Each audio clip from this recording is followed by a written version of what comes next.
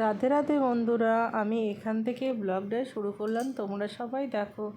বন্ধুরা, আমি ভালো আছি, তোমরা সবাই কেমন আছো বলো। আশা করি তোমরাও ভালো আছো। আর বন্ধুরা, আমার ব্লগটা প্রথম থেকে শেষ অবধি দেখো। ভালো লাগলে লাইক কমেন্ট শেয়ার অবশ্যই করো।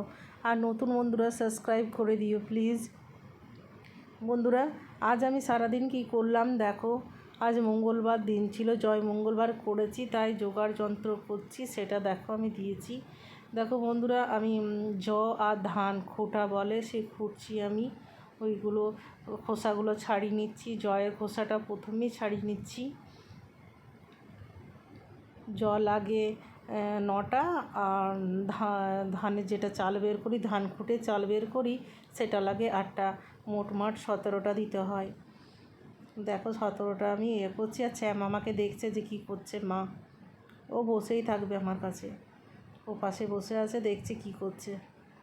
জ্বালাইনি, একটুও জ্বালাইনি আমাকে।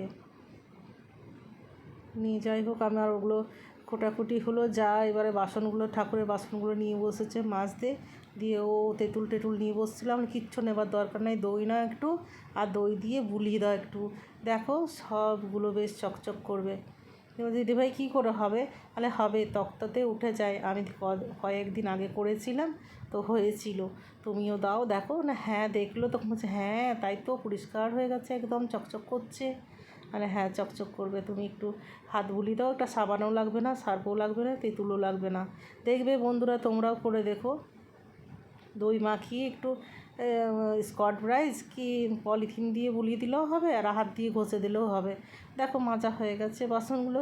দেখো তকতক একদম চকচক করছে কি না বন্ধুরা।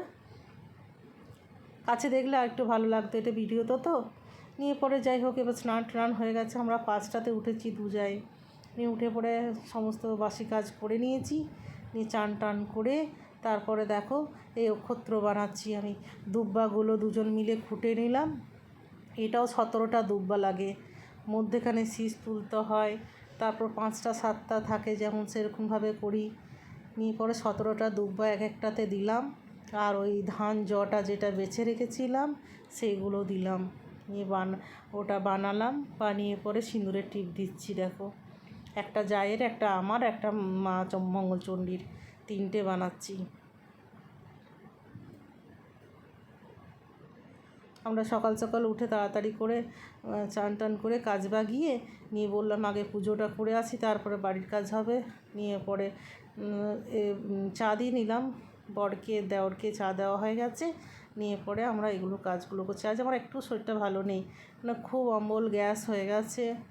নিয়ে প্রচণ্ড মাথায় ঘাড়ে ব্যথা, স্পন্ডালাইসিস বেড়ে গেছে, ব্যথা করছে, ওটাও খুব ব্যথা করছে, চোঁয়া ঢেকুর দিচ্ছে, একদম শরীর ভালো নেই। কি যাকে তাই বলছি, তো যা বলছে চলুন দিদিভাই তাড়াতাড়ি পুজোটা করে আসুন, তাহলেই তো এসে পরে নুন চিনির জল খেতে পারবেন আপনি। মানে হ্যাঁ বেশ চলো তাই করি গা। তাড়াহুড়া করে পুজোটা করে এলাম, আবার ওষুধ নিয়ে এলাম, ওষুধ খেলাম। সারাদিনটাই উঠতে পারিনি আমি আজকে। সারাদিন শুয়ে বসেই গেছে আমার দিনটা আজকে কোনোরকম করে। স্পন্ডালাইটিস ব্যথা হলে না খুব বমি বমি পায়, ভালো লাগে না, কিচ্ছু ভালো লাগে না। বেলটা তো সবসময় লাগিয়ে রাখতে বলেছে, সবসময় লাগিয়ে থাকতেই পারি না, কিছুক্ষণ থাকি আবার খুলে দিই, এভাবেই চলে আমার। দিয়ে দেখো থালা সাজানো হয়ে গেছে, তোমাদের সাথে গল্প করতে করতে আমার থালা সাজানো হয়ে গেছে। নিয়ে পরে সব কিছু নিয়েছি, সেটাই বললাম সব কিছু দেখে না। এটা ফুলের ঝুড়ি একটা করেছি।